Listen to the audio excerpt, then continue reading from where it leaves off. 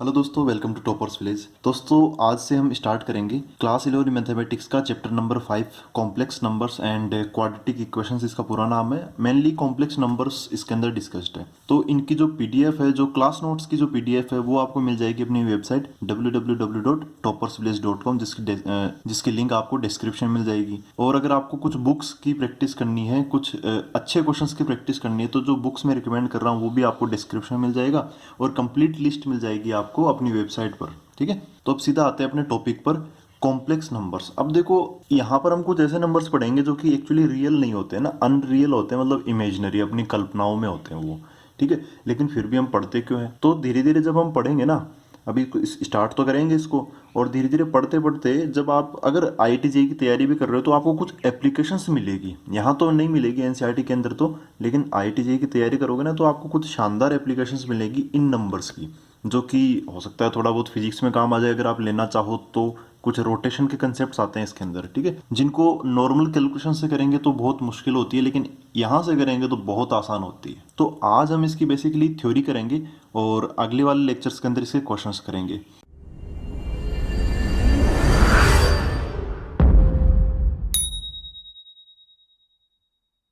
तो दोस्तों, शुरुआत होती है एक छोटे से, सबसे छोटी यूनिट से, उसको बोलते हैं हम आयोटा। क्या बोलते हैं उसको? आयोटा। आयोटा को हम शॉर्ट फॉर्म में आई भी बोल देते हैं, स्मॉल आई। इसका मतलब होता है रूट ऑफ -1। अब जैसे अभी तक क्या होता था, जो रूट ऑफ -1 है तो रूट के अंदर नेगेटिव नंबर आता था, तो इसको हम बोलते थे कि भाई ये जो चीज़ है ये एग्जिस्ट नहीं करती, मतलब नॉट रियल है, मतलब रियल, वास्तविक नहीं है, काल्पनिक, अपनी कल्पनाओं में है, हम बस सोच सकते हैं लेकिन ऐसा कुछ होता नहीं है। तो इसको हम इमेजिनरी भी बोलते हैं, नॉट रियल भी बोलते हैं, डज नॉट एग्जिस्ट भी बोलते हैं। तो ये आता कहाँ से? सारी शुरुआत यहाँ से होती है x² इक्वल टू -1। किसी ने, जो भी, जिन्होंने भी पहली बार इसको आयोटा को इजाद किया होगा, उन्होंने x² इक्वल टू -1 इस क्वाड्रेटिक इक्वेशन को सोल्व करने की कोशिश की। तो यहाँ पे जो स्क्वायर है वो उधर की तरफ जाएगा, तो x की वैल्यू क्या बन जाएगी? रूट ऑफ -1, और लग जाएगा प्लस एंड माइनस। तो बोला भाई यार, ये जो है, ये जो नंबर आ रहा है रूट ऑफ -1, चलो इसकी भी हम कैलकुलेशन करते हैं और आगे देखते हैं इसमें क्या क्या चीज़ें आती है, एक्सप्लोर करते हैं। तो सबसे छोटी चीज़, इसको क्या बोला गया? आयोटा बोला गया। ठीक है, तो इसके आंसर क्या है? x equal two plus minus iota. अब ये जो नंबर है वो इसको सेटिस्फाई करेगा। तो यहाँ से अब इसकी प्रॉपर्टीज भी निकल जाती है। तो सबसे मेन प्रॉपर्टी क्या है? देखो, ये तो पता चली गया कि iota equal to root of -1 है। तो दोस्तों, आयोटा तो चलो आयोटा हो ही गया, आयोटा का स्क्वायर कितना होगा? इसका स्क्वायर करेंगे तो आयोटा का स्क्वायर कितना हो जाएगा? इधर ही स्क्वायर और इधर ही स्क्वायर करेंगे तो ये रूट है ना, कट जाएगा, आंसर कितना आ जाएगा? -1 आ जाएगा।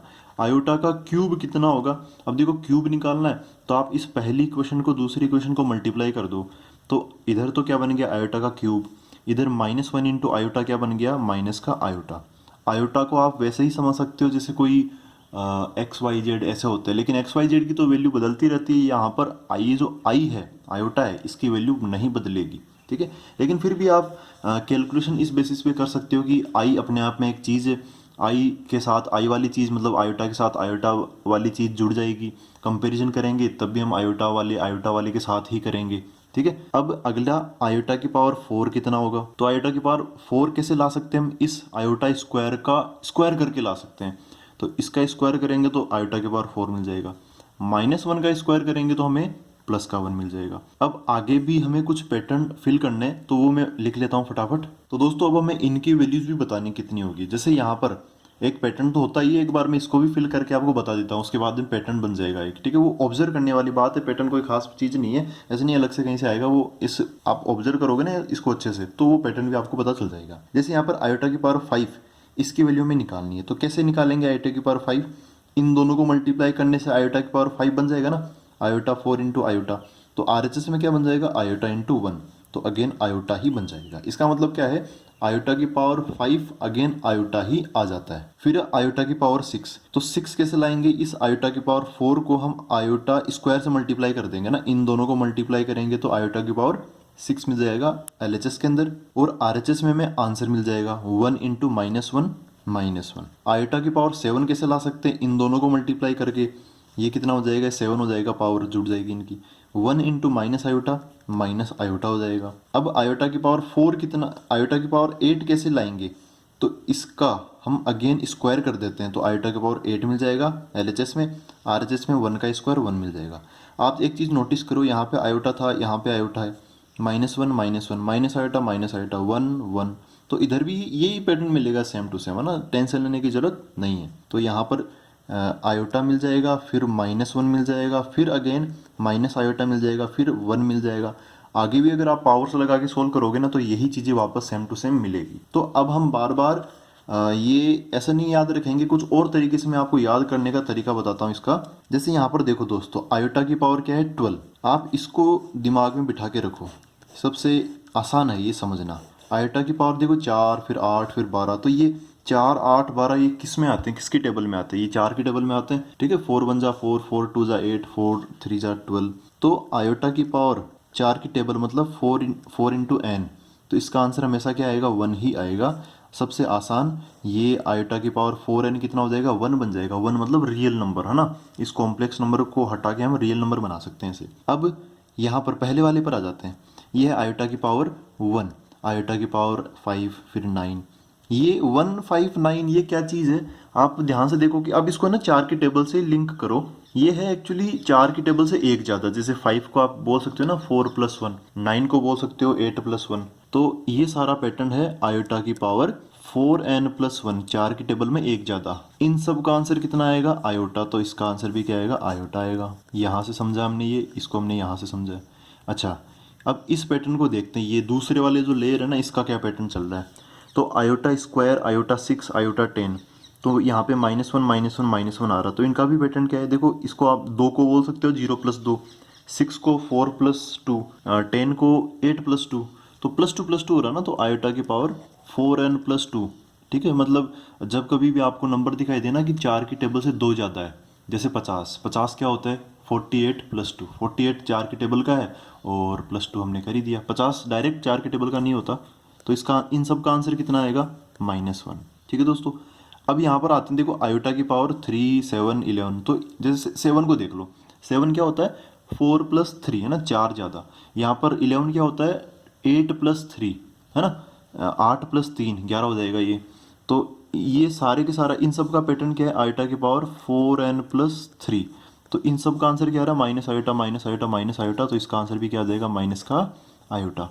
अब आप एक दूसरे नज़रिए से भी देख सकते हो, जो भी पावर 4 से डिवाइड हो जाए वो होता है ना dividend equal to divisor into quotient plus remainder. तो यहाँ पे रिमाइंडर क्या है 0, यहाँ पे रिमाइंडर क्या है 1, यहाँ पे रिमाइंडर क्या है 2, यहाँ पे रिमाइंडर क्या है 3।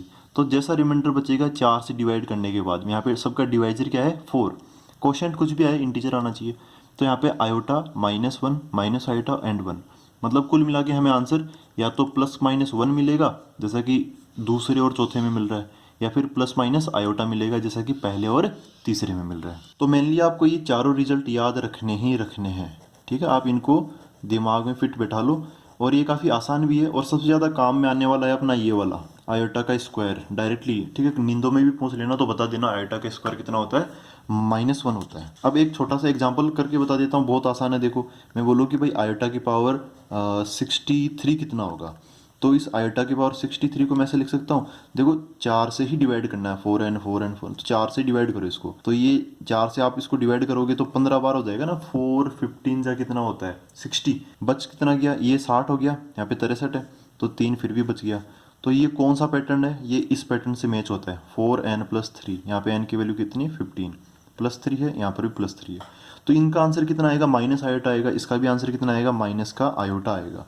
तो ऐसे आप चुटकियों में कर सकते हो ऐसे क्वेश्चंस। हायर पावर, ये काफ़ी बड़ी पावर थी, लेकिन हमने इसको पैटर्न के अकॉर्डिंग देखा भाई कौन से पैटर्न मैच होता है और ख़त्म कर दिया। दोस्तों अब जैसे कि हमने आयोटा जान लिया है, अब एक स्पेशल केस डिस्कस करेंगे जो कि काफ़ी खतरनाक होता है, एक कंडीशन आती है तब। तो कई बच्चे, आप हो सकता है कि आपको ऐसे पागल भी बना रहे हो कि यार देखो मैं 1 = -1 प्रूव कर रहा हूँ, देखना कोई गलती हो तो बताना, लेकिन वो कोई ऐसा लगता है कि यार कोई गलती की नहीं और उन्होंने 1 = -1 प्रूव कर दिया, जो कि सरासर गलत होता है। 1 = -1 कैसे हो जाएगा, ठीक है।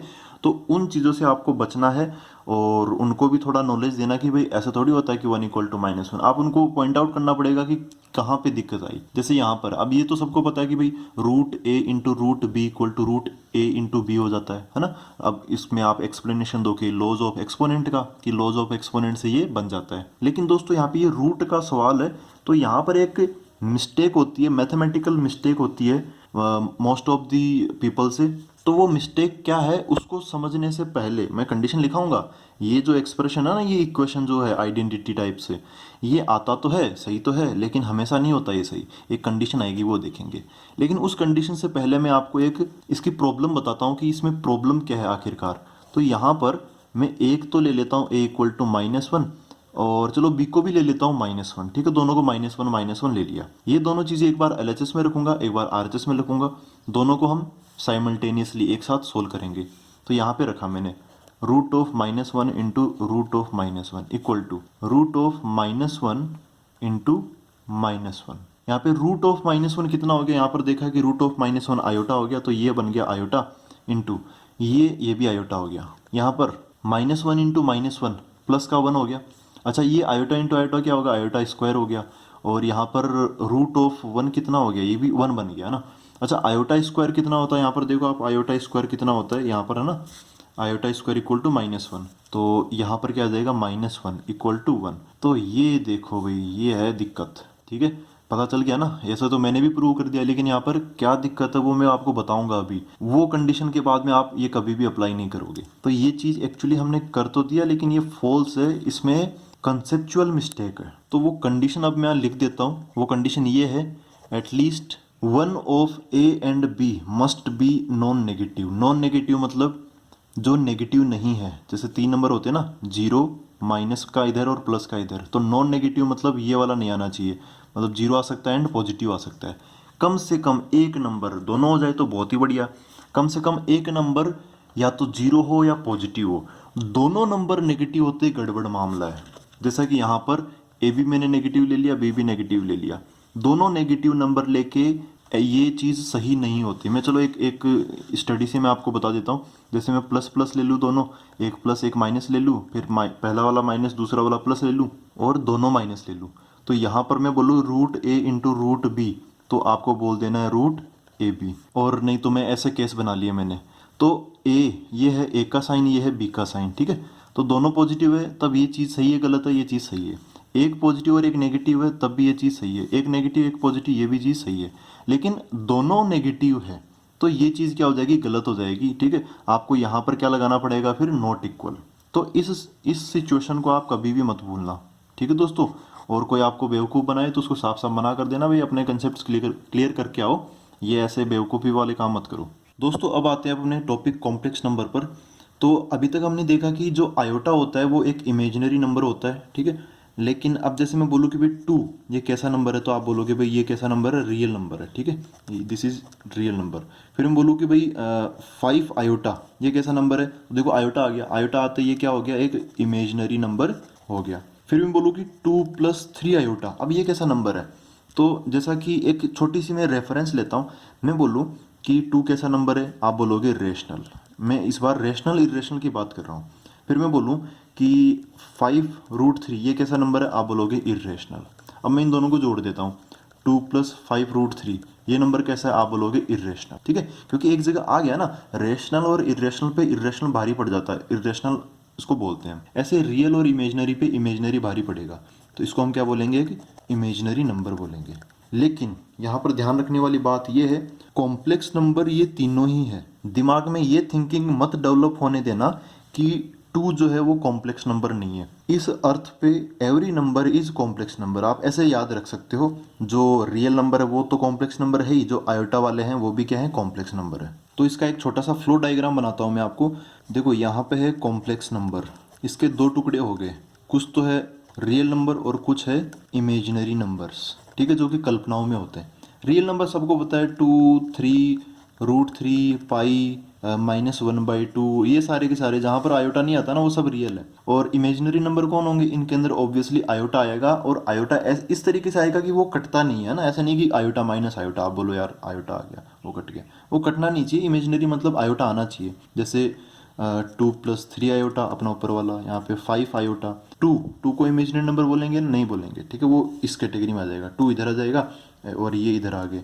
ऐसे ही जैसे मैं बोलूँ कि √(-7), अब √(-7) क्या है, ये रूट के अंदर नेगेटिव नंबर है ना, तो इसमें आप ऐसे ऐसा कर सकते हो, √(-1) अलग एंड √(7) अलग। ठीक है, तो ये √(-1) क्या बन जाएगा, आयोटा, और ये क्या बन जाएगा, √7। तो इसमें भी आयोटा मतलब आ रहा है, रूट के अंदर नेगेटिव नंबर आ रहा है, वो इमेजिनरी नंबर्स में आ जाएंगे। तो ये होता है क्लासिफिकेशन। रियल नंबर्स अलग नहीं होते कॉम्प्लेक्स नंबर से। एक्चुअली कॉम्प्लेक्स नंबर बहुत बड़ी कैटेगरी होती है और छोटी क्लासेस के अंदर ये बताई नहीं जाती, क्योंकि उसके लिए फिर आपको आयोटा जानना पड़ेगा। तो यहाँ पर ये सबसे बेस्ट टाइम है आपको ये चीज़ समझने का कि सबसे बड़े नंबर रियल नंबर्स नहीं होते, सबसे बड़ा सेट रियल नंबर्स का नहीं होता, एक्चुअली कॉम्प्लेक्स नंबर्स का होता है। कॉम्प्लेक्स नंबर में रियल नंबर भी आ जाते हैं और कॉम्प्लेक्स नंबर में इमेजिनरी नंबर भी आ जाते हैं। तो अब हम एक फॉर्मेट देख सकते हैं कि भाई कोई सा भी नंबर है इस दुनिया में, कोई सा भी नंबर है, मतलब कौन सा, complex number. Every number is complex number. अब मैं रियल नहीं बोलूँगा, ऐसे बोलूँगा every number is complex number. तो कोई सा भी कॉम्प्लेक्स नंबर हो उसको आप कैसे लिख सकते हो, ठीक है, एक सिंपल से फॉर्मेट में आप कैसे लिख सकते हो। तो यहाँ पर मैथमेटिक्स में हम जनरली प्रीफर करेंगे कि भाई कोई सा भी कॉम्प्लेक्स नंबर हो। जैसे रियल नंबर में हम बार बार एक्स मानते हैं ना, कि माना कि ये नंबर एक्स है, वो एक्स है, फलाना ये। तो आप यहाँ पर क्या मानोगे, जेड मानोगे, स्मॉल जेड इक्वल टू, जैसे अब यहाँ पर हमें एक ऐसा फॉर्मेट बनाना है जो कि रियल नंबर्स को भी रिप्रेजेंट कर दे, इमेजिनरी नंबर्स को भी रिप्रेजेंट कर दे। तो वो फॉर्मेट क्या है, वो फॉर्मेट है x plus iota y, x plus iota y. यहाँ से आप रियल नंबर भी बना सकते हो, यहाँ से आप इमेजिनरी नंबर भी बना सकते हो, ठीक है। कैसे, वो मैं आपको बताता हूँ। देखो ऐसा इसको समझते हम, दो चीज़ें और जानने हमें ज़रूरी है। वो क्या है, एक तो है रियल पार्ट, रियल पार्ट, ठीक है, रियल पार्ट ऑफ जेड, ऐसे बोलना ज़्यादा सही होगा। एक होता है इमेजिनरी पार्ट ऑफ जेड, ठीक है, ये स्मॉल जेड है। तो रियल पार्ट ऑफ जेड को हम शॉर्ट फॉर्म में आर ई और ब्रैकेट में ऐसे जेड लगा के बोल देते हैं। इमेजिनरी पार्ट को हम आई एम और ऐसे जेड लगा के बोल देते हैं। यहाँ पे रियल पार्ट ऑफ जेड है एक्स, ठीक है, जो आयोटा के अलावा, मतलब आयोटा से मतलब फ्री है, उसको हम क्या बोलते हैं, रियल पार्ट बोलते हैं। और जो आयोटा के साथ है उसको क्या बोलते हैं, हम इमेजिनरी पार्ट बोलते हैं। दोस्तों ये चीज़ आपको थोड़ा ध्यान से समझनी है, क्योंकि बहुत सारे स्टूडेंट्स क्या करते हैं, इमेजिनरी पार्ट ऑफ जेड को आयोटा वाई बोल देते हैं, लेकिन वो आयोटा वाई नहीं होता। एक्चुअली आयोटा के साथ वाला नंबर आपको यहाँ बोलना पड़ता है, ठीक है। और आपको ये भी समझना है, यहाँ पे जो x हो या y हो, दोनों के दोनों नंबर क्या होते हैं, रियल नंबर होते हैं। दोनों के दोनों नंबर क्या होते हैं, रियल नंबर। लेकिन नाम का अंतर है, एक तो होता है रियल नंबर, तो दोनों ही x हो या फिर y हो, दोनों ही रियल नंबर है। लेकिन अब मैं इसके आगे पार्ट लगा दूं तो रियल पार्ट क्या होगा, x, ठीक है, और जो इमेजिनरी पार्ट क्या होगा, y। लेकिन नंबर कैसे हैं, x और y आपस में कैसे नंबर है, रियल नंबर्स। y को रियल होते हुए भी इमेजिनरी क्यों बोलते हैं, क्योंकि वो आयोटा के साथ मल्टीप्लाई में। तो आपको कंफ्यूज नहीं होना है, जैसा कि बहुत सारे स्टूडेंट्स पता नहीं क्यों कंफ्यूज रहते हैं। इमेजिनरी नंबर, इमेजिनरी पार्ट मतलब y, ना कि आयोटा y। साथ ही साथ दोस्तों आपको एक और क्लासिफिकेशन यहाँ पे समझना है कि एक कैटेगरी, जैसे ये है कॉम्प्लेक्स नंबर ना, एक कैटेगरी होती है प्योरली रियल नंबर्स जिनको हम बोलते हैं, और एक कैटेगरी होती है इमेजिनरी नंबर्स। तो प्योरली रियल मतलब, प्योरली इस नाम से पता है ना, सीधा सीधा कॉमन सेंस लगा लो। प्योरली रियल में क्या होगा, ये जो जेड है वो ओनली क्या बन जाएगा, एक्स बन जाएगा, ठीक है। अब एक्स क्या है, एक्स तो रियल नंबर है ना, तो इसको बोलते हैं प्योरली रियल नंबर। अब प्योरली इमेजिनरी मतलब उसके अंदर ओनली आयोटा वाली चीज़ ही आए। तो जेड इक्वल टू अगर आयोटा वाई है, अब इसके अंदर प्लस में कुछ नहीं आ रहा ना, जैसे यहाँ पर ये कैसा 5 आयोटा, 5 आयोटा कैसा नंबर है, प्योरली इमेजिनरी। ये मिक्स है, इसके अंदर रियल भी आ रहा है, इमेजिनरी भी आ रहा है, ये मिक्स कॉम्प्लेक्स नंबर है। अलग से मिक्स बोलते नहीं इसको, बस कॉम्प्लेक्स नंबर ही बोलते हैं। लेकिन इसको प्योरली इमेजिनरी और इन सबको प्योरली रियल बोलते हैं, क्योंकि इनके अंदर आयोटा वाली चीज़ नहीं है, ठीक है। तो इनकी कंडीशन क्या होती है, प्योरली रियल नंबर के अंदर ओनली एक्स आता है, तो इसके अंदर जो वाई होता है उसकी वैल्यू क्या होती है, जीरो होती है, ठीक है। आयोटा को वो ले डूबेगा, iota into zero equal to zero. और जो प्योरली इमेजिनरी नंबर्स है, इनके अंदर जो एक्स होता है, जो रियल नंबर होता है वो जीरो होता है, मतलब रियल पार्ट क्या होता है, जीरो होता है। तो ये नॉर्मल सी बात है जो कि आप कॉमन सेंस लगा के भी समझ सकते हो। तो दोस्तों अब हम देखेंगे एलजेब्रा ऑफ कॉम्प्लेक्स नंबर्स, ठीक है। मतलब दो नंबर्स अगर बराबर हो तब क्या होता है, एक नंबर दूसरे से बड़ा हो छोटा हो, उसका क्या मतलब है, कोई सेंस है कि भी नहीं है। दो नंबर्स को जोड़ना मतलब कॉम्प्लेक्स नंबर को जोड़ेंगे, मल्टीप्लाई करेंगे, डिवाइड करेंगे, ऐसी कुछ चीज़ें हम देखेंगे नॉर्मल सी, ठीक है। रियल नंबर्स में तो करना आता ही है, और यहाँ पर भी हम करके देखेंगे। तो देखो क्या होगा, और यहाँ पर ना छोटी मोटी मिलाते मिलाते एक आयोटा स्क्वायर इक्वल टू -1, ये प्रॉपर्टी काम में आ सकती है, ठीक है।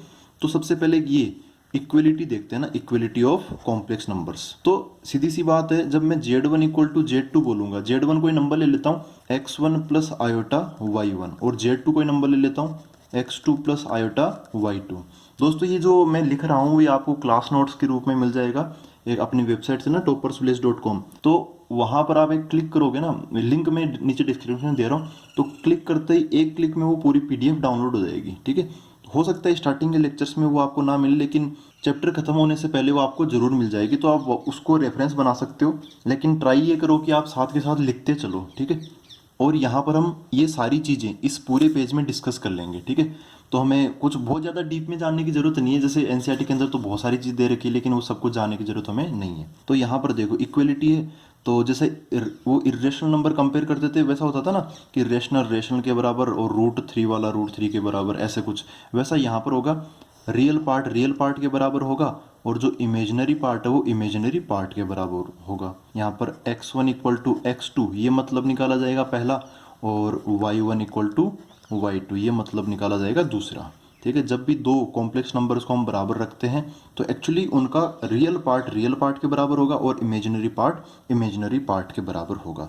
इतना सा इसका मतलब होता है। नेक्स्ट है इनइक्वलिटी का, तो इनइक्वलिटी में बस एक मैं स्टेटमेंट लिखूंगा और वही सब कुछ माना जाएगा। तो दोस्तों ये है वो स्टेटमेंट कि inequality in complex numbers does not make any sense. मैं बोलूँ कि 2 + i3 और एक है 100 + i1000 1000, अब इनमें कौन सा नंबर बड़ा है? क्या ये बड़ा है? तो दिखने में तो ऐसा लग रहा है कि भाई यही बड़ा होगा, लेकिन ये चीज़ एकदम नॉनसेंस है, इसका कोई मतलब ही नहीं है। ठीक है, इसका कोई सेंस नहीं बनता है। ऐसा क्यों? क्योंकि हम आगे थोड़ा सा देखेंगे, अगली जो एक्सरसाइज है ना 5.2 से पहले थ्योरी देखेंगे, तो उसमें हम देखेंगे कि एक कॉम्प्लेक्स नंबर, कोई सा भी कॉम्प्लेक्स नंबर हो, वो एक पॉइंट की फॉर्म में होता है। क्या होता है? एक पॉइंट में, मतलब उसको ग्राफ पे हम रिप्रेजेंट कर सकते हैं। ठीक है, तो यहाँ पे दो कॉम्प्लेक्स नंबर मतलब 2 पॉइंट, तो 2 पॉइंट है, इसका मतलब जैसे समझो कि एक पॉइंट यहाँ पे, एक पॉइंट यहाँ पे। अब यहाँ पे कौन बता सकता है कि कौन सा पॉइंट छोटा है, कौन सा पॉइंट बड़ा? पॉइंट तो पॉइंट होता है। ठीक है, एक पॉइंट के दूसरे पॉइंट के साइज में कोई कंपेरिजन नहीं होता है, तो यहाँ पर इनइक्वलिटी का बिल्कुल भी कोई भी सेंस नहीं बनता है। दोस्तों अब देखते हैं हम एडिशन या फिर सब्ट्रैक्शन ऑफ कॉम्प्लेक्स नंबर्स। तो यहाँ पर दो नंबर्स को मैंने जोड़ा है, z1 + z2, z1 ले लिया मैंने x1 + i y1 और z2 ले लिया मैंने x2 + i y2। तो वही चीज लाइक टर्म्स को आपस में जोड़ दो बस, तो x1 जो है वो x2 में जुड़ जाएगा, है ना, ये ब्रैकेट खुल जाएंगे और x1 x2 में जुड़ जाएगा, तो क्या बन जाएगा? x1 + x2। और जो iota y1 है वो iota y2 वाले में जुड़ जाएगा, तो दोनों में iota तो आ जाएगा कॉमन, बच क्या जाएगा? y1 + y2। ठीक है, तो ये ब्रैकेट अलग, वो अलग, बीच में क्या लग जाएगा? प्लस लग जाएगा। अगर मैं यहाँ पर सब्ट्रैक्शन की बात करूँ, यहाँ पे माइनस आ जाएगा, तो यहाँ पर भी क्या आ जाएगा? माइनस आ जाएगा, z1 - z2। तो यहाँ पर क्या होगा? ये x1 में से x2 माइनस, यहाँ पे माइनस नहीं लगाना, एक्चुअली इनके रियल पार्ट में से रियल पार्ट घट जाएगा और इमेजिनरी पार्ट में से इमेजिनरी पार्ट घट जाएगा। तो प्लस माइनस का ये सीन होता है, रियल नंबर आपस में कैलकुलेशन करेंगे, इमेजिनरी नंबर आपस में कैलकुलेशन करेंगे। अब यहाँ पर छोटी मोटी चीज़ें आती है, जैसे कि यहाँ पे एनसीईआरटी में दे रखा है कि भाई जो कि हम जनरली देखेंगे नहीं, क्लोजर प्रॉपर्टी क्या होती है? z1 कॉम्प्लेक्स है, z2 भी कॉम्प्लेक्स है, तो z1 + z2 भी कॉम्प्लेक्स नंबर में, मतलब जिस दायरे से, जिस डोमेन से z1 उठ के आया है और z2 उठ के आया है, तो z1 + z2 भी वापस उसी दायरे में जाएगा, z1 + z2 भी कॉम्प्लेक्स नंबर होगा। तो नॉर्मल सी बात है, हाँ होगा ये भी। कॉम्यूटेटिविटी मतलब ऑर्डर चेंज करके लिखना, z1 + z2 बोलो या फिर z2 + z1 बोलो, एक ही बात है, कोई मतलब नहीं है। एसोसिएटिविटी मतलब यहाँ पे इन दोनों पे ब्रैकेट लगा दिया, फिर दूसरे और तीसरे ब्रैकेट लगा दिया, मतलब किसको भी पहले सोल्व कर लो उसका कोई मतलब नहीं निकलता, आंसर सेम आएगा। फिर एग्जिस्टेंस ऑफ एडिटिव आइडेंटिटी, जोड़ते वक्त ऐसा क्या नंबर हम ऐड करें कि आंसर चेंज ही ना हो? तो हमेशा एडिशन के अंदर जो एडिटिव आइडेंटिटी होती है वो क्या होती है? 0 होती है। ठीक है, एडिटिव आइडेंटिटी 0 होती है। आगे जब हम मल्टीप्लाई सीखेंगे तब मल्टीप्लिकेटिव आइडेंटिटी क्या होगी? 1 होगी, क्योंकि किसी भी नंबर के साथ में, अब हमें मल्टीप्लिकेशन के बारे में सोचना है, किसी भी नंबर के साथ में ऐसा क्या नंबर हम मल्टीप्लाई करें कि उसका आंसर चेंज ना हो। जैसे यहाँ पे z है तो अगेन z ही आ गया, तो यहाँ पे मल्टीप्लाई के वक्त 1 होगा मल्टीप्लिकेटिव आइडेंटिटी। फिर यहाँ पर एक चीज़ है एडिटिव इनवर्स। एडिटिव इनवर्स मतलब वो उसको नंबर को काट दे, कैसे? जुड़ने के बाद में। तो z को कौन काटने आएगा? -z काटने आएगा, ऐसे एडिशन की फॉर्म में। ठीक है, मतलब कट के आंसर क्या आ गया? 0। ऐसे ही मल्टीप्लाई के वक्त, जैसे यहाँ पे z इंटू समथिंग किया ना हमने, तो मल्टीप्लाई के वक्त ऐसा क्या नंबर आएगा जो कि इसको काट दे? तो 1/z आएगा। तो एडिटिव इनवर्स होता है -z, किसका? z का। ऐसे ही z का मल्टीप्लिकेटिव इनवर्स क्या होगा? 1/z होगा, नॉर्मल सी बात। और एक दे रखा डिस्ट्रीब्यूटिव लो, तो ये वैसे होगा जैसे कि हम एक्स वाई जेड के अंदर करते थे, है ना, एक्स बाहर खड़ा है, वाई प्लस जेड अंदर है, तो वो डिस्ट्रीब्यूट हो जाता है। तो बिल्कुल भी टेंशन नहीं लेनी, बहुत आसान चीज़ है। हम डायरेक्ट यहाँ पर अब यहाँ पर केस पर आ जाते हैं। अब देखो दोस्तों, मल्टीप्लाई में आपको थोड़ा सा ध्यान रखना, जैसे मैं Z1 इंटू Z2 करूँ तो Z1 मतलब x प्लस आयोटा Y1 और Z2 मतलब क्या, x1 plus iota, sorry x2 plus iota Y2। तो x1, अब इसको ना एक बार मैं पूरा सोल्व करके बताता हूँ, ठीक है, उससे आप बाकी सारी चीज़ समझ जाओगे। तो यहाँ पर डिस्ट्रीब्यूट कर लेता हूँ, x1 पहले इन दोनों से मल्टीप्लाई होगा, फिर आयोटा y1 को भी दोनों पे डिस्ट्रीब्यूट कर देंगे। यहाँ पर बहुत ज़्यादा ऐसे नहीं करेंगे कि स्टेप बाय स्टेप ब्रैकेट खोल रहे हैं, डायरेक्ट कर सकते हैं यार, अब इतना तो हम 11th में आ ही गए हैं। तो x1 किससे मल्टीप्लाई होगा, x2 से, x1 x2, फिर x1 उससे मल्टीप्लाई होगा तो प्लस आयोटा तो है उसके पास में, x1 और y2 हो जाएगा, x1 y2। फिर अभी इसकी बारी, ये जाके इससे मल्टीप्लाई होगा तो iota y1 x2, iota y1 x2, फिर ये आयोटा y1 अब लास्ट वाले से मल्टीप्लाई हो जाएगा आयोटा y2 से, तो iota iota iota square y1 y2 y1 y2, ठीक है। अब इसको सोल्व करें तो देखो दोस्तों, मैं कह रहा था ना कि आयोटा स्क्वायर की जरूरत पड़ेगी। आयोटा स्क्वायर कितना होता है, -1, तो यहाँ पर ये जो एक्सप्रेशन आया इसकी जगह क्या रख दूंगा मैं, -1। तो अब कोशिश ये होगी आयोटा वाले एक जगह रख लो और बिना आयोटा वाले एक जगह रख लो। तो यहाँ पे इसके पास आयोटा था, आयोटा स्क्वायर था जो कि हट गया, और इन दोनों के पास आयोटा है तो वो तो कॉमन ले लिया मैंने। ये क्या जाएगा, x1 y2 और ये कितना, y1 x2। यहाँ पर ये क्या है, x1 x2, और ये आयोटा था लेकिन -1 बन गया है ना, रियल बन गया वापस, तो -1 इंटू y1 y2, तो यहाँ पे -y1 y2 आ जाएगा। तो ऐसे ये दोनों नंबर अलग अलग कॉम्प्लेक्स नंबर थे, लेकिन मल्टीप्लाई होने के बाद में भी इनका जो रियल पार्ट था वो अलग हो गया, जो इमेजिनरी पार्ट था वो अलग हो गया। ध्यान किसका रखना, आयोटा स्क्वायर बनेगा यहाँ पर पक्का बनेगा, उसकी जगह आपको क्या लिख देना है, -1 लिख देना ना। आयोटा स्क्वायर की जगह क्या लिख दिया हमने, -1। और क्योंकि क्वेश्चंस अपने मल्टीप्लिकेटिव इनवर्स पे होंगे तो भी ये चीज़ भी मैं लिख देता हूँ कि मल्टीप्लिकेटिव इनवर्स ऑफ जेड क्या होगा, 1/z होगा। जैसे मैं बोलूँ कि भाई multiplicative inverse of 2 plus iota 3 बताओ, तो इसका आंसर क्या बोलोगे आप, 1/2 प्लस आयोटा 3, ठीक है दोस्तों। तो ये एक एग्जाम्पल था, तो आपको ये कर देना है यहाँ पर। अब आता है लास्ट चीज़, डिवाइड करना, ठीक है। तो डिवाइड करने का मैं क्वेश्चन के नज़रिए से बता देता हूँ, वैसे यहाँ पर कोई खास चीज़ हम करते नहीं है। आपको वो पता है इर्रेशनल नंबर में हम कैसे सोल्व करते थे, जैसे 2 प्लस ऊपर समझो कि √3 है और नीचे की तरफ 5 माइनस √3 है, तो आप क्या करते थे, इसके यहाँ पे जो साइन है ना माइनस का, तो आप एक चिन्ह मतलब साइन बदल के ऊपर नीचे मल्टीप्लाई कर देते थे। तो इसके साथ आप किससे मल्टीप्लाई करोगे, इधर क्या माइनस है ना, तो आप 5 प्लस √3 से मल्टीप्लाई डिवाइड कर दोगे ऊपर और नीचे, ठीक है। तो आप इसका पार्टनर ढूंढ देते हो ना, तो वैसे हम यहाँ पर भी करते हैं। यहाँ पर जैसे 2 प्लस आयोटा 3 है, तो हम यहाँ पे 2 माइनस 3 आयोटा से ऊपर नीचे मल्टीप्लाई डिवाइड कर देते हैं। ये चीज़ अब हम डिवीजन में देख लेते हैं, ठीक है। ये एक समझाने के लिए था, जैसा वहाँ करते थे वैसा यहाँ पर भी करेंगे। तो दोस्तों ये कि ये सिंपल सा एग्जांपल लिया मैंने, simplify 1/2 plus iota 3 into a plus iota b, मतलब यहाँ पे आयोटा नीचे की तरफ है ना, हमें आयोटा ऊपर की तरफ लाना है। तो हम क्या करेंगे, फटाफट करते हैं इसको। 2 प्लस आयोटा 3 है तो इसको मैं लिख लेता हूँ 2 प्लस आयोटा 3, मल्टीप्लाई डिवाइड कर देता हूँ, ठीक है। यहाँ पर इसका चिन्ह मतलब साइन चेंज करके एक बार ऊपर नीचे मल्टीप्लाई डिवाइड कर देता हूँ, तो यहाँ पर क्या बन जाएगा, 2 माइनस आयोटा 3 और 2 माइनस आयोटा 3। इस प्रोसेस को हम वहाँ क्या बोलते थे, रेशनलाइजेशन, है ना, परिमेयकरण। वैसे यहाँ पर भी रेशनलाइजेशन ही बोलते हैं ज़्यादातर, आप इसको रियलाइजेशन भी बोल सकते हो, क्योंकि यहाँ पर जो इमेजिनरी नंबर है ना नीचे वाला, एक्चुअली जो नीचे वाला आयोटा ना ये हट जाएगा। यहाँ पर कैसे हट जाएगा, क्योंकि देखो यहाँ पर a plus b, a minus b, a plus b गुणा ए माइनस बी, ये क्या बन जाएगा, एक आइडेंटिटी होती है ए स्क्वायर माइनस बी स्क्वायर, और ये आइडेंटिटी लगते ही हमें मिल जाएगा बहुत सारा फायदा। ऊपर की तरफ क्या बन गया, 2 माइनस 3 आयोटा, आयोटा 3 लिखो या फिर 3 आयोटा लिखो, एक ही बात है, कॉम्यूटेटिविटी यहाँ पर भी चलती है। यहाँ पर देखो ये क्या बन गया, ए स्क्वायर माइनस बी स्क्वायर, तो ए का रोल कौन प्ले कर रहा है, 2, तो 2 का स्क्वायर माइनस बी स्क्वायर है। अच्छा बी का रोल कौन प्ले कर रहा है, यहाँ पे देखो ये माइनस बी है, तो सब कुछ माइनस के बाद जो कुछ भी लिखा है सब कुछ बी है, तो माइनस के बाद क्या लिखा है, आयोटा 3, तो आयोटा 3। तो ये समझ तो होनी चाहिए कि कौन किसका रोल प्ले कर रहा है। ऊपर क्या है 2 माइनस 3 आयोटा, नीचे कितना आ गया, ये 4 बन गया, माइनस ये रहा। देखो यहाँ पर एक चीज़ होती है यहाँ पे, चमत्कार, चमत्कार तो नहीं कह सकते लेकिन मतलब सही चीज़ होती है, हमें ऐसे नेगेटिव आयोटा इन चक्कर से हम छूट जाते हैं जब भी हम ये इसके साइन चेंज करके ऊपर नीचे मल्टीप्लाई करते हैं। तब कैसे, आयोटा का स्क्वायर क्या होगा, -1, और यहाँ पे 3 का स्क्वायर क्या हो जाएगा, 9 हो जाएगा, ठीक है। अलग अलग मैंने पावर लगा दी, अलग अलग स्क्वायर कर दिया। यहाँ पे 2 माइनस 3 आयोटा अपॉन ये क्या बन गया, 4 माइनस माइनस प्लस, तो 4 + 9 हो गया मतलब 13। तो नीचे की तरफ हमेशा एक पॉजिटिव नंबर ही आएगा, ठीक है। अभी हम प्रॉपर्टीज़ भी देखेंगे कि ऐसा क्या होता है, क्यों होता है, लेकिन नीचे की तरफ हमेशा जब भी हम ये प्रोसेस लगाएंगे कि तो नीचे की तरफ हमें रियल नंबर और वो भी पॉजिटिव रियल नंबर ही मिलेगा।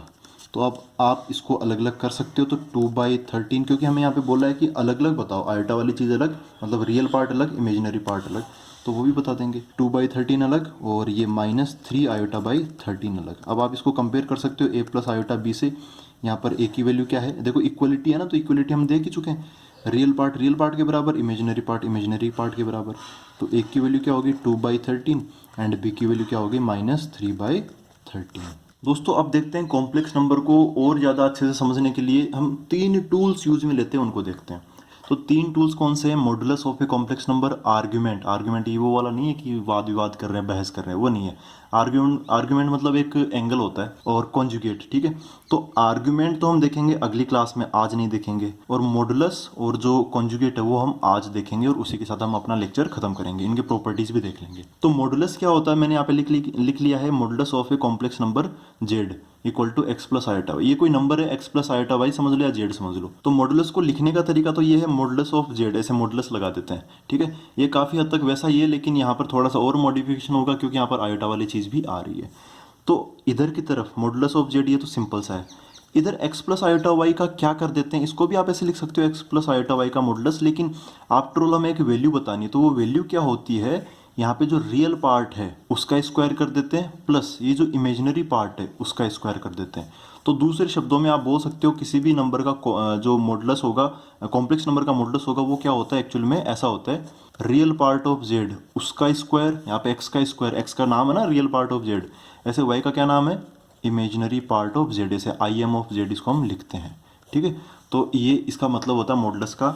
इसका मतलब जनरल लाइफ में क्या मीनिंग होता है, वो हम 5.2 की जो थ्योरी है उसमें देखेंगे, उसमें अच्छे से समझेंगे कि मॉडुलस मतलब हाँ ये होता है, ग्राफ में यहाँ होता है, ठीक है, इसका फिजिकली क्या मतलब होता है। अभी फिलहाल हम इतना जान लेते हैं। और एक और नंबर हो, एक और अब कॉन्जुगेट देख लेते हैं ना, कॉन्जुगेट देख लेते हैं अब। तो conjugate of a complex number, मतलब कॉम्प्लेक्स नंबर कौन सा है, z = x + आयोटा y। तो इसके जो कॉन्जुगेट है उसको हम ऐसे बोलते हैं z बार, ऊपर की तरफ बार लगा देते हैं, ठीक है। ये लिखने का तरीका है, ये स्मॉल z है। तो मतलब क्या हुआ, x + आयोटा y पर बार लगा दिया। अब इसमें होता क्या है, ये जो है ना 2 + आयोटा 3, इसका कॉन्जुगेट ये होता है 2 - आयोटा 3। इसका मतलब क्या करते हैं हम, आयोटा वाला जो साइन है ना वो चेंज कर देते हैं।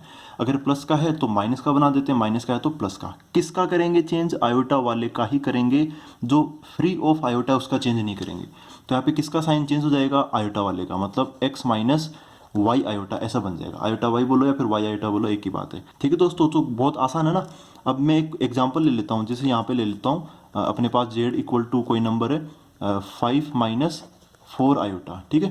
तो एक तो यहाँ पे मैं इसका मॉडुलस निकाल लेता हूँ। तो मॉडुलस ऑफ z क्या बन जाएगा, √ ये 5 का स्क्वायर फिर -4 का स्क्वायर। यहाँ पे जो आयोटा है, अब स्टूडेंट यहाँ पर भी गलती करते हैं, वो है ना इसको आयोटा को भी साथ में चिपका लेते हैं। भाई मैंने यहाँ पे क्या लिखा है, imaginary part of z। Imaginary part of z के अंदर आयोटा नहीं आता है, ठीक है ना, ये हम ऑलरेडी देख चुके हैं। तो इसको सोल्व करेंगे तो आंसर क्या मिलेगा, यहाँ पर हो गया 25 और यहाँ पे कितना हो गया 16। तो टोटल ऐड करेंगे तो आंसर कितना आ जाएगा, √41। तो इसका मॉडुलस क्या हो गया, √41। इसका कॉन्जुगेट देखते हैं, तो ये क्या बन गया, 5 - 4 आयोटा का कॉन्जुगेट। तो इसे बाहर लग गया, अब आयोटा वाला साइन चेंज हो जाएगा, तो क्या बन जाएगा 5 + 4 आयोटा। तो ये इन दोनों का मतलब है। इनकी प्रॉपर्टीज भी देख लेते हैं अब। तो दोस्तों सबसे पहले मैं क्या करूंगा, प्रॉपर्टी सारी लिख दूंगा, और उसमें एक प्रॉपर्टी, सबसे इंपॉर्टेंट प्रॉपर्टी, जो कि IIT JEE में भी बहुत तगड़े से काम आती है, हर 2 क्वेश्चन में से एक क्वेश्चन में वो काम आती है, ठीक है। तो वो प्रॉपर्टीज एक बार मैं लिख देता हूँ, और सबसे इंपॉर्टेंट प्रॉपर्टी यही है कि z × z बार, z को अगर हम उसके ही कॉन्जुगेट से मल्टीप्लाई कर देंगे तो हमें आंसर क्या मिलेगा, मॉडुलस ऑफ z का स्क्वायर, ठीक है दोस्तों। ये सबसे इंपॉर्टेंट प्रॉपर्टी है। अब इसके बाद हम डिस्ट्रीब्यूटिव प्रॉपर्टीज देखेंगे, जैसे z1 और z2, या फिर आप तीसरा कितने भी नंबर ले सकते हो, मल्टीप्लाई में लेना, ठीक है। अब मैं यहाँ पे क्या लगा देता हूँ, मॉडुलस, और एक बार मैं ऐसे ले लेता हूँ z1 × z2, और इस पे पूरे पे क्या लगा देता हूँ, बार, मतलब कॉन्जुगेट। तो यहाँ पर भी और यहाँ पर भी क्या होगा, ये जो इधर की तरफ मॉडुलस और इधर की तरफ कॉन्जुगेट डिस्ट्रीब्यूट हो जाएगा। मतलब क्या, z1 का मॉडुलस इंटू z2 का मॉडुलस, ऐसे हो जाएगा। और यहाँ पर क्या बन जाएगा, z1 का कॉन्जुगेट इंटू z2 का कॉन्जुगेट, ठीक है। और ऐसा ही डिवीजन में भी होता है, Z1/Z2 ऐसे दो नंबर है डिवाइड हो रहे हैं, तो इनका हमें मॉडुलस लेना, तो क्या बन जाएगा, Z1 का मॉडुलस अलग और Z2 का मॉडुलस अलग। ऐसे ही यहाँ पर क्या होगा, Z1/Z2 है, पहले इस पे पूरे पे बार लगा हुआ है, ठीक है, तो आप यहाँ पे इसको डिस्ट्रीब्यूट कर दो, तो Z1 का बार अलग एंड Z2 का बार अलग। लेकिन अब दो प्रॉपर्टीज है जो कि इसी के मॉडुलस के जो कॉन्जुगेट है उसके अंदर ही चलती है, लेकिन अब दो प्रॉपर्टीज है जो कि कॉन्जुगेट के अंदर ही चलती है, वो मॉडुलस के अंदर अप्लाई नहीं होती है। अगर इधर लगा दिए तो गलत हो जाएगी। मल्टीप्लाई डिवाइड में दोनों ही डिस्ट्रीब्यूट होते हैं, लेकिन जो प्लस और माइनस होता है उसमें बस ये डिस्ट्रीब्यूट होता है, Z1 प्लस Z2 है और ऐसे पूरे पे क्या लगा हुआ है, बार लगा हुआ है, तो आप बोल सकते हो कि Z1 का बार अलग हो जाएगा प्लस Z2 का बार अलग हो जाएगा। ऐसे ही Z1 माइनस Z2 है, ऐसे पूरे पर बार लगा हुआ है, तो आप बोल सकते हो Z1 का बार अलग माइनस Z2 का बार अलग। लेकिन यहाँ पर अगर आप लगा दोगे तो वो चीज़ क्या हो जाएगी, गलत हो जाएगी।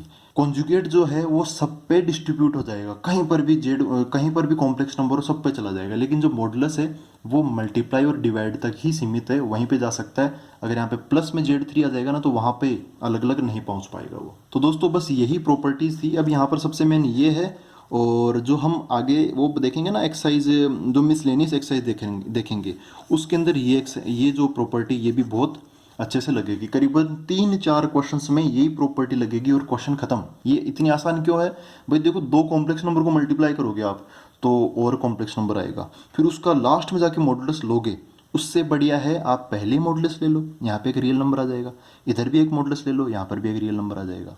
ठीक है, अब मैं एक बार इसका प्रूफ बता देता हूँ क्योंकि ये बहुत इंपॉर्टेंट है। इसका देखो प्रूफ क्या है, बहुत आसान प्रूफ है। क्या है, Z1 into Z bar equal to modulus of z, इसका स्क्वायर है ना।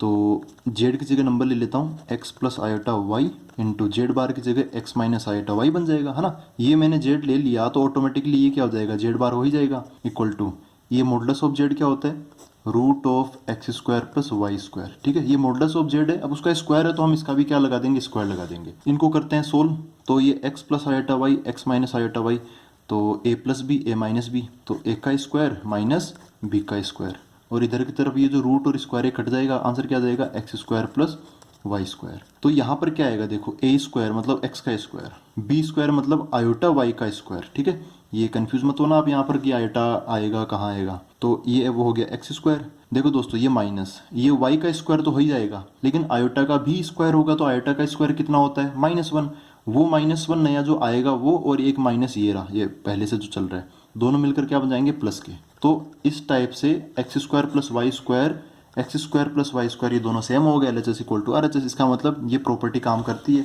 कौन सी, आप इसको याद रखना ही रखना है, कुछ भी करो ये याद चाहिए हमें। जेड इंटू जेड बार, उस नंबर को उसी के कॉन्जुगेट से मल्टीप्लाई करेंगे तो हमें मॉडुलस, उस नंबर के मॉडुलस का स्क्वायर मिल जाएगा। और ये हम अप्लाई कर भी चुके हैं, कैसे, हमने अभी देखा था ना। अब ये देखो कुछ एग्जाम्पल्स है NCERT के अंदर, और आप एग्जाम में भी लगा सकते हो ये। जब हम मल्टीप्लिकेटिव इनवर्स निकालते हैं ना, मल्टीप्लिकेटिव इनवर्स ऑफ जेड हम निकालते हैं, तो आंसर क्या आएगा, 1/Z बोलते हैं।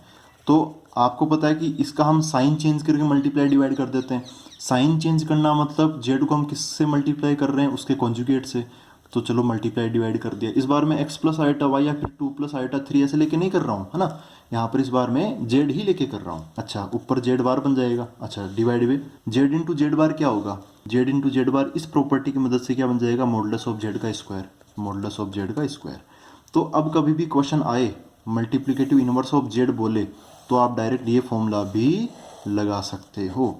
लेकिन मैं सजेस्ट नहीं करूंगा कि आप इस इतने छोटे से क्वेश्चन के लिए इतना खतरनाक सा फॉर्मूला याद करो। आप छोड़ भी सकते हो, आप 1/Z लिखो, उसको कॉन्जुगेट से मल्टीप्लाई डिवाइड कर दो, सोल्व कर लो। ठीक है, एक्स्ट्रा याद करने का बर्डन अपने आप में मत डालो। तो दोस्तों ये थी थ्योरी। आपको कैसा लगा वीडियो लेक्चर, आप मेरे को ज़रूर बताना कमेंट में।